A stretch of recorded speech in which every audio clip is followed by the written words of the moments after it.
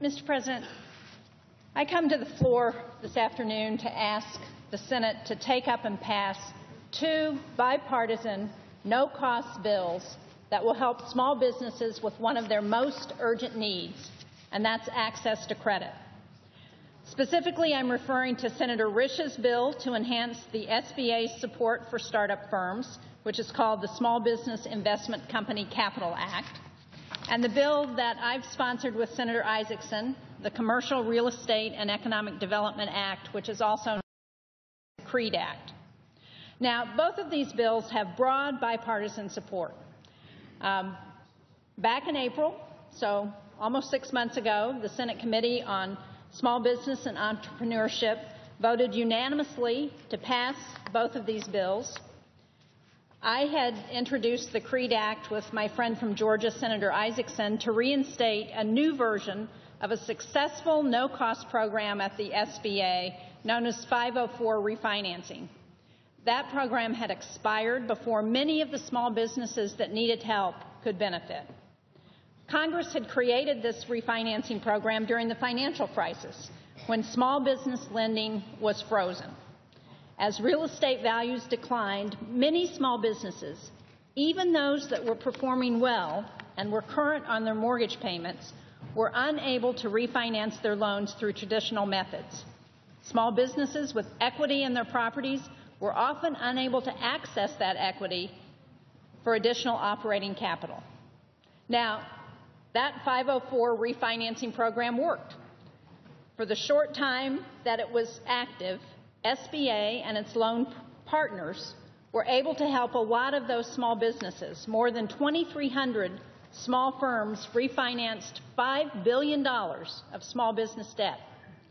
Unfortunately, the program expired in September of 2012, even though there was still significant demand for this type of financing.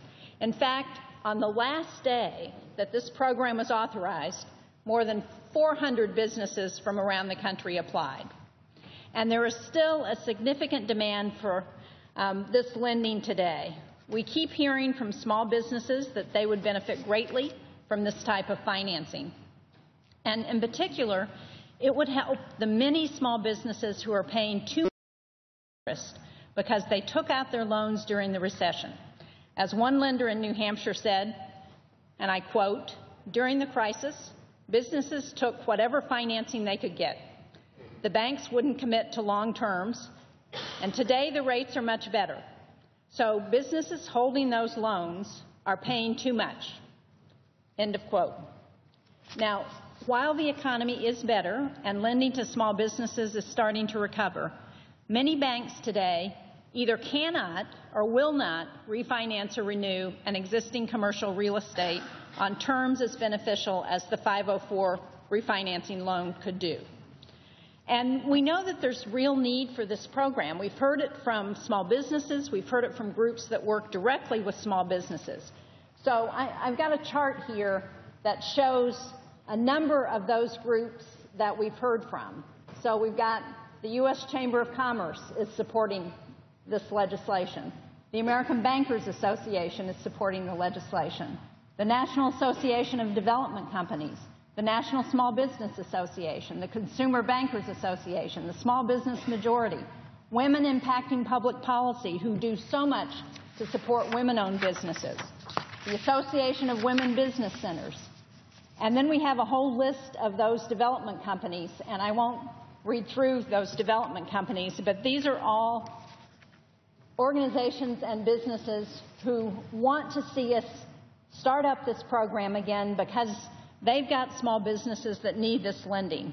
Now, I have a number of letters here, which I will just hold up and show. We've got a whole packet of letters. I would ask unanimous consent that we include these letters in the record. Without objection. The support for this bill is so broad, indicated by this chart, is indicated by these letters, because the need is so great. And there's no reason why we shouldn't take up and pass this bill. It's been approved by the committee, Small Business Committee. It has broad bipartisan support. It's co-sponsored by Senators Fisher, Ayotte, Coons, Cantwell, Hirono, Franken, and Casey.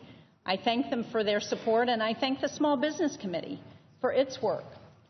And, Mr. President, like so many of the important bills that go through the Senate, this bill has been paired, as I said earlier, by the chairman of the Small Business Committee, Senator Vitter, with another no-cost small business bill, which is authored by Senator Risch from Idaho. That bill, along with the CREAT Act, will provide no-cost solutions that will help small businesses in this country get the credit they need to fuel our growth.